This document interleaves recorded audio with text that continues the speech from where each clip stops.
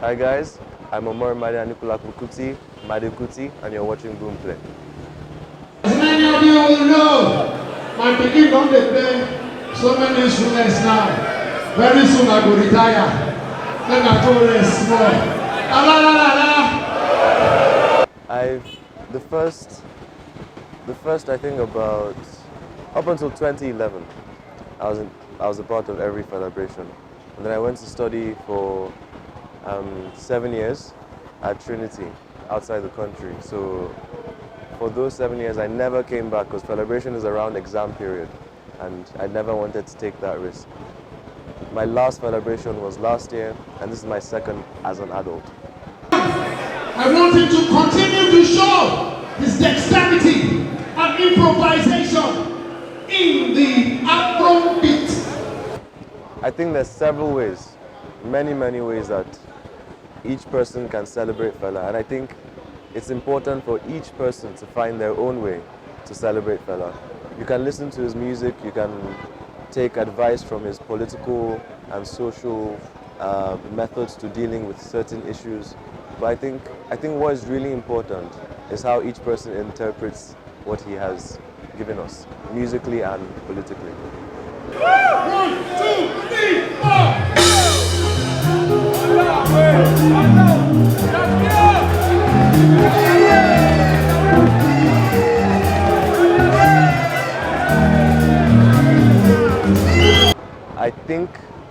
I don't have a favorite anything as far as I know. I think it's Confusion Breakbone, and maybe because it's slightly different from all his other tracks. It's written in compound time signature, just some musical things that, are different. I don't remember the first Fela song I ever heard. Probably Water, because my dad plays it once in a while. Water no get enemy. I think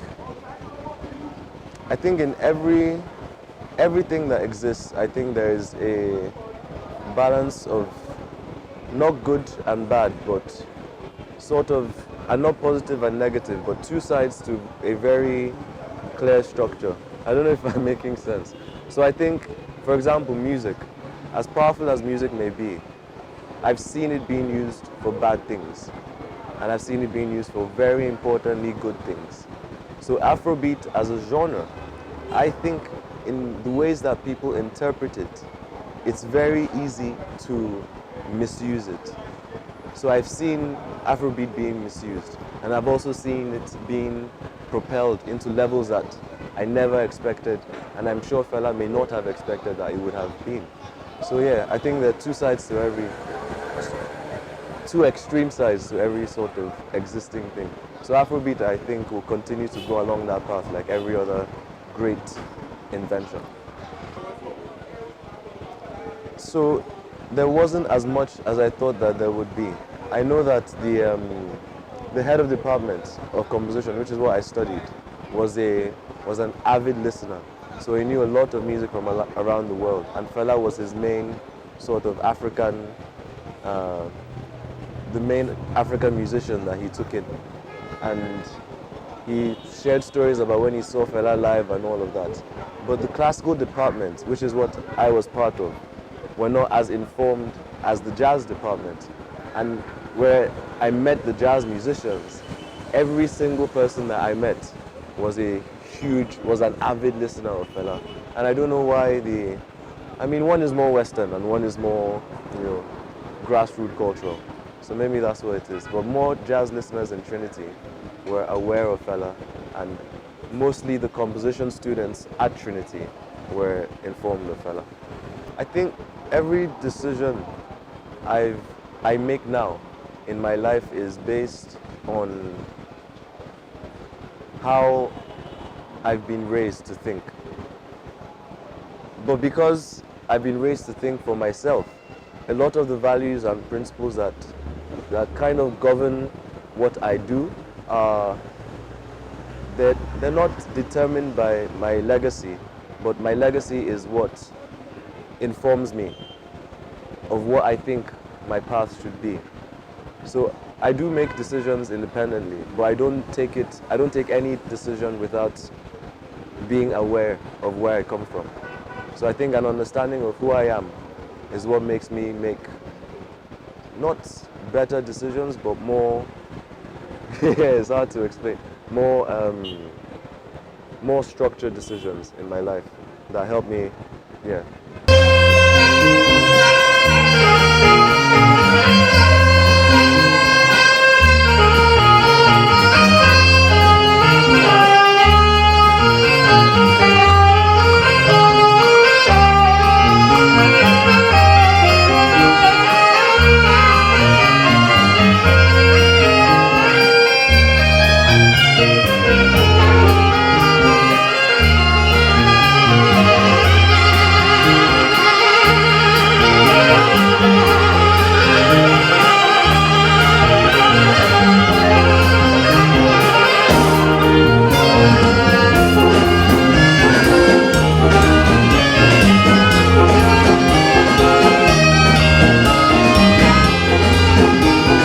The only reason that the people in the university accepted me in the first place is I said I wanted to find a way to bring Afrobeat into a contemporary classical setting. So even though I was studying classical music, I was still very much finding a way to bring African music, West African music, into a Western setting.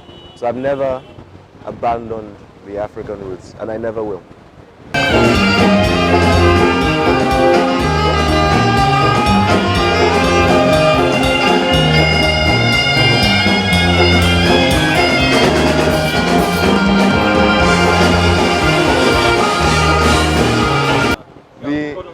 I'm working on an album right now. The recording should start in Paris. And what I think is most special about this album is that I'm playing every instrument myself. So I'll be playing the baritone sax, tenor, trumpet, drums, guitar, bass guitar, keyboard, percussion, and singing. All of that myself. It's very hard. So in every instrument has sort of a family. So the saxophone, there are many saxophones that are played the same way, but they have different transpositions and different sizes. So if you say the saxophone, you have to think about like 5 or 6 different saxophones. So I play the saxophone, the trumpet, the drums, the guitar, which is what I'm working on the most now because it's the one I'm least good at, the bass guitar, and the keyboard and percussion. That's why I'm playing it. Drum set, yeah. No, it wasn't important. I realized that as I grew up, the way I practiced, I preferred moving through instruments than focusing on one. So I think that's why I can identify as a multi-instrumentalist, because I actually prefer playing more instruments than one. So when I thought of doing the album and getting all the musicians, because I really wanted Nigerian musicians to work on it, but the equipment and the planning is really hard here. So I thought, why don't I play everything? And that's what I've been working on for the past 6 months. What's the album called? Do you know? No. Do you know what genre it is? It's many, many genres.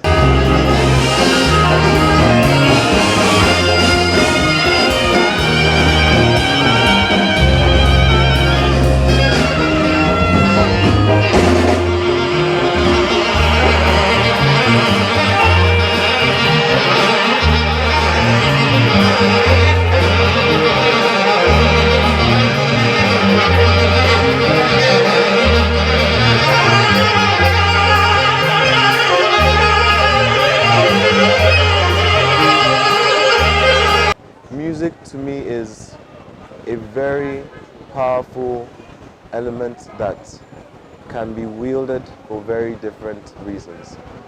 So I think it is so powerful that even when it's used for bad or negative things, we don't even realize it. And it's so powerful that when it's good and we do feel it, we are moved by it throughout our lives. And I think people don't really see or appreciate the actual power of music, the way it affects our minds, our emotions. So yeah, the way it inspires us, that's what music means to me. Kind of songs in the society? That's not even what I was describing as bad. What that is, music to them, I think, is a reflection of their reality. And that, personally, that is good to me for them. Because this is what they're seeing and this is what they're living. And they're sharing it with us. And it's up to us to take it how we think we should. But when I say music being used for bad things, I think it's when the industry is propelling very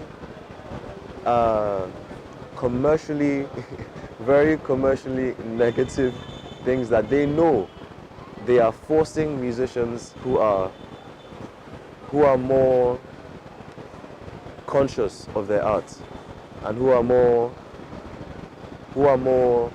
passionate about their own surroundings and what they sing about. So when an industry pushes people out of the entire system in a whole country like that, because I know, like Bobby Wine from Uganda, his music is not allowed to be played on the radio. He's not even allowed to do public speakings in Uganda. I remember when, a lot of my dad's music was banned. So this is what I mean by when they cut out one person's reality to force what they think is what people want to hear without giving people the opportunity to choose what they want to listen to. That is when music is being used for bad things, I think.